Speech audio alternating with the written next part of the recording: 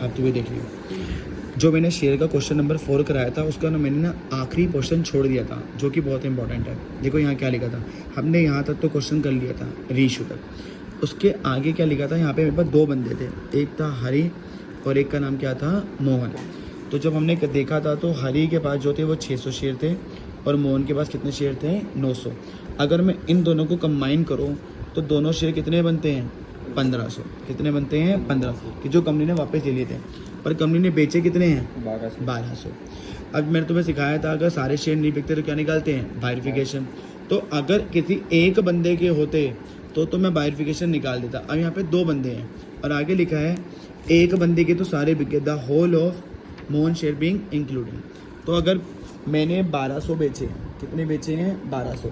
ऐसा क्वेश्चन कह रहा है कि सारे शेयर मोहन के तो बिक गए, तो मोहन के कितने थे, 900।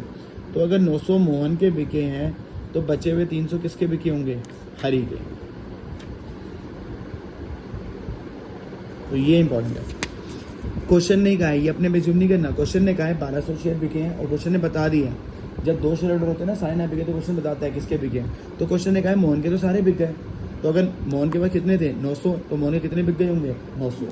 तो बाकी 300 किसके होंगे, हरी के।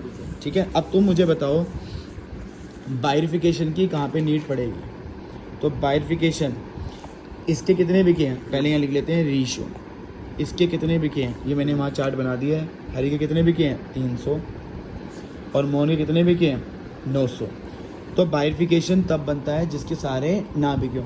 तो बाइफिकेशन की नीड इधर तो है, किसके लिए, हरी के लिए, क्योंकि इसके सारे शेयर नहीं बिके। इसके तो सारे बिक गए, 900 के 900 बिक गए, तो यहाँ बाइफिकेशन की नीड नहीं है, तो नो नीड। इधर नीड है और इधर नीड नहीं है, तो बाइफिकेशन निकालना मैंने तुम्हें लास्ट क्लास में सिखाया हुआ था। तो जिन्होंने पुरानी वीडियो देखी होगी, फिर भी यहाँ पे एक बार फॉर्मूला फिर लिख देता हूँ। फॉर्मूला क्या होता है, फॉरफिटेड अमाउंट अपॉन में फॉरफिटेड शेयर्स इनटू में रीशो। ठीक है ना, ज़रा फॉरफिटेड अमाउंट में आ जाते हैं। तो जो तूने एंट्री मारी थी, तो हरी वाली कहाँ थी, ये हरी वाली कितने थे तेरे पास।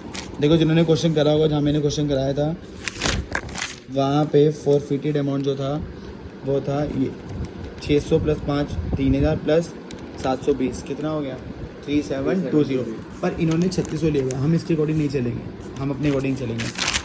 तो हमारा फॉरफिचर अमाउंट कितना है, 3720। ये क्वेश्चन में एंट्री मैंने करवाया हुआ। अपॉन में फॉरफिटेड शेयर्स, तो राम के कितने शेयर वापस लिए थे, 600। जब उसके बाद 600 है तो 600 वापस लेंगे। उसके बिके कितने हैं, तो यहाँ लिखा हुआ है बिके कितने हैं, 300।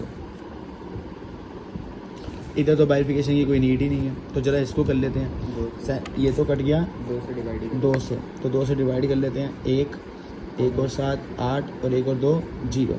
उनका 1800 है, हमने ये लेकर चलना है कितना, 1860। तो बस हो गया काम। अब कैपिटल रिजर्व में ट्रांसफ़र करना है, ट्रांसफ़र टू कैपिटल रिजर्व। तो कैपिटल रिजर्व में कैसे ट्रांसफ़र करते हैं, फॉर फीचर का क्रेडिट या फिर बाइफिकेशन अमाउंट। इसका तो होगा बाइफिकेशन अमाउंट माइनस में फॉर फीचर का डेबिट। ठीक है ना। तो जब मैंने यहाँ पे एंट्री करी थी फॉर फीचर की, जो कि तूने भी कर रखी है, ये रही,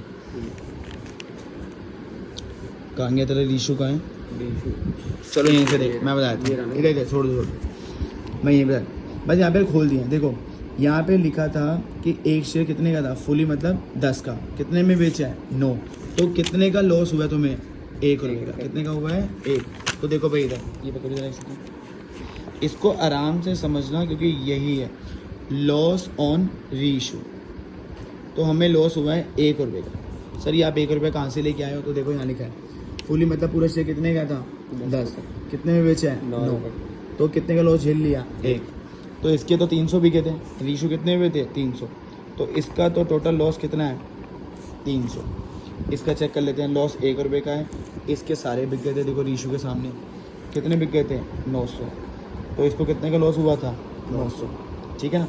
तो इसका तो आएगा बाइफिकेशन अमाउंट माइनस में लॉस। 1860 माइनस 300 कितना होता है, 1560। तो हरी का तो कैपिटल रिजर्व में कितना जा रहा है, 1560। यहाँ पे बाइफिकेशन की नीड नहीं थी, तो फिर यहाँ पे क्या चलता है, फॉर फीचर का क्रेडिट, क्योंकि जब मुझे बाइफिकेशन नहीं चाहिए तो फिर मैं फॉर फीचर का क्रेडिट होऊंगा। तो ये तूने यहाँ पे करा हुआ है। फॉर फ्यूचर ग्रेड में कितना था 900 इंटू 6 5400। तो जो एंट्री कर रहे होंगे वहाँ पे दिख गया होगा कि हरी की फॉर फीचर एंट्री अलग थी और मोहन की फॉर फीचर एंट्री अलग थी। इसमें फॉर फीचर 3720 था और इसमें फॉर फीचर कितना था 2400। यहाँ हमने बाइफिकेशन निकाला क्योंकि हमें नीड थी, यहाँ पे हमने नहीं निकाला। तो देखो भाई इधर 540 माइनस में लॉस कितना है 900 का, तो ये कितना आएगा 4500। इन दोनों को प्लस कर दोगे तो आखिरी एंट्री आएगी 4500 प्लस 1560 कितना होता है 6060। बट क्वेश्चन ने क्या करा होगा, मैंने बताया उन्होंने 60 ही लिया, उन्होंने 4500 प्लस 1500 करा, उनका आंसर कितना है 6000। तो तुमने ये करना नहीं है, तुमने यही करना है। तो तुम्हारा कितना आंसर आएगा 6060। तो एक बार मैं फटाफट बताया तो 2 शेयर होल्डर थे, मैंने 2 फटाफट खोले, ठीक है ना। इसको 600 शेयर थे, इसको कितने लोड थे 900। तो मैंने चेक करा इसके कितने बिके, तो क्वेश्चन ने कहा था टोटल बिके हैं 1200। टोटल कितने बिके हैं 12, पर उसने बोला था कि एक के तो सारे बिक गए। तो किसके बोले थे मोहन। तो मोहन के पास जब 900 थे तो मोहन के कितने बिके होंगे 900। तो मैंने रीशू में मोहन में कितने डाले 900, और अगर 900 मोहन के है तो फिर 300 किसके होंगे हरी करी। तो मैंने हरी में रीशू में कितने डाले 300। अब मैंने चेक करा बाइफिकेशन, इसके सारे नहीं बिके तो यहाँ नीड पड़ी, इसके सारे बिक गए तो यहाँ पे कोई नीड नहीं पड़ी, और जहाँ नीड पड़ी तो मैंने अमाउंट निकाल लिया बाइफिकेशन का फॉर्मूला लगा के फॉर विच अमाउंट में फॉर वीट शेयर इनटू में रीशू। ये मैं एंट्री से लाया, इसके बाद 600 शेयर थे तो 600 आया, बेच के कितने हैं यहाँ से 300। यहाँ पे तो नीड नहीं थी तो यहाँ पे फिर फॉर विच का क्रेडिट चलता है, जहाँ नीड नहीं होती वहाँ फॉर विच का क्रेडिट। ये मैंने एंट्री चुरा लिया 54। लॉस कितना हुआ है वो मैंने क्वेश्चन में दिखा दिया। 10 की चीज़ कितने में बेची थी 9 में, 1 का लॉस था। तो इसके अगर 300 बिके तो उसको कितने का लॉस हुआ होगा 300 का। इसके 900 बिके तो कितने का लॉस हुआ होगा 900 का। तो इसका इसमें से माइनस करा, इसका इसमें से माइनस करा, टोटल क्या, ठीक है ना।